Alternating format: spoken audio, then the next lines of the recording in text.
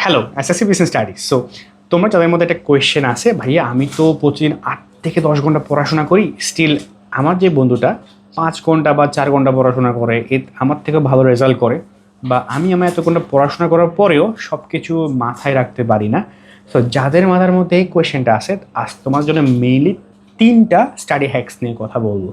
একটা হইলো তোমার প্রোমোডোরো মেথড, একটা হইলো অ্যাক্টিভ রিকল, এবং থার্ড নাম্বারটা সিক্রেট। সবার শেষে বলতেছি প্রথমটা কি ভাইয়া, প্রোমোডোরো মেথড। এখন ভাইয়া প্রোমোডোরো মেথড তোমরা হয়তো ইতোমধ্যে অনেকেই জানছো what is it actually.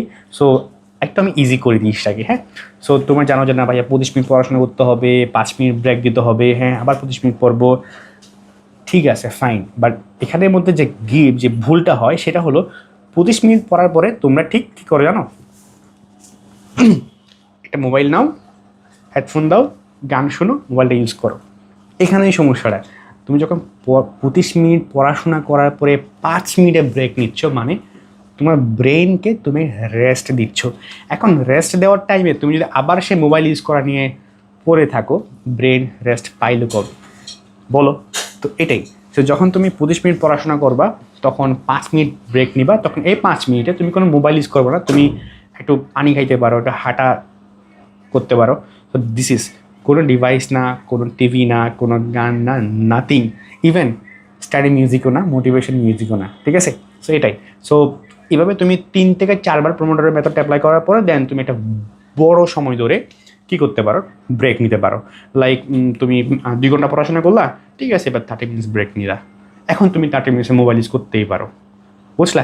This is focused mode. I hope Pomodoro method নিয়ে তোমার যত কোয়েশ্চেন ছিল ইজি হয়ে গেছে, এবং this is one of the best study method. আমি আমার লাইফে অনেক টাইম ইউজ করছি অ্যান্ড বুঝতেই পারতেছো। সো সেকেন্ড পার্টটা হলো অ্যাক্টিভ রিকল। এটা আমি মনে করি যে বিজনেস স্টাডিজের মানুষজনের জন্য সবচেয়ে বেশি ইফেক্টিভ। জানো কেমনে জানো? যদি দেখো তুমি ধরো তোমার বই, এটা তুমি পড়াশোনা করলা, হ্যাঁ 2 ঘন্টা ধরে প্রচুর পড়লা, অ্যাকাউন্টিং পড়লা, ফাইন্যান্স পড়লা, ব্যবসা উদ্যোগ পড়াশোনা করলা। এখন পড়া শেষ শেষ বইটাকে পড়া শেষে বইটাকে বন্ধ করবা। কী করবা? বইটাকে বন্ধ করবা, বন্ধ করে নিচে রাখবা। এইভাবে রাখার পরে তুমি এবার রিকল করবো যে না, আজকে এই 2 ঘন্টা আমি আসলে পড়ছি কি। এখন যতগুলো লাইন পড়ছো, তোমাকে সবগুলা বলতেছি না, তুমি যেটা করবা সেটা হলো, ঠিক আছে এই 2 ঘন্টায় আমি হিসাব বিজ্ঞান পড়লাম, ওকে হিসাব বিজ্ঞানে ঠিক কোন কোন টপিকগুলো পড়লাম, কোন চ্যাপ্টারে কোন টপিক পড়ছো, ওই টপিকগুলোকে রিকল করো, ওই টপিকগুলোকে তোমার মতো করে তোমার কাছে সামারাইজ করো। তাইলে দেখো তোমার কিন্তু যে পড়াশোনাটা করলা ওটা আরামসে রিকল হয়ে গেল, কী হয়ে গেল, রিভিশন হয়ে গেল। তাহলে তোমার পড়াটা লং লাস্টিং টাইম ধরে মনে রাখবে। আচ্ছা, যারা আরেকটু বেটার করতে চাও তারা চাইলে ওই টপিকগুলোকে লিখে রাখতে পারো। আমার ছোটোবেলায় আমার ভাইয়া একটা কথা বলতো কি, যে পড়ে এবং লিখে তার মনে রাখে, মনে থাকার ক্যাপাবিলিটি বেশি হয়। এটা আসলেই ট্রু। তুমি যখন পড়লা দেন লিখলা, তোমার অ্যাকচুয়ালি ফাইন্যান্স সূত্রগুলা, ঠিক আছে, অর্থ সময় মূল্যের সূত্রগুলা, অ্যাকাউন্টিংয়ের চার্টগুলা, তোমার সূত্রগুলা, মেথডগুলা আরও ভালো তুমি করতে পারবা। And the third number secret part আমরা এবার চলে আসি, তাই না? সো এই দুইটা অ্যাপ্লাই করলে বুঝতে পারতেছো তোমার পড়াশোনার গতি অনেক ভালো হচ্ছে। থার্ড নাম্বার পয়েন্টটা কী ভাইয়া, সিক্রেটটা কী? সিক্রেটটা হলো 80-20 রুল।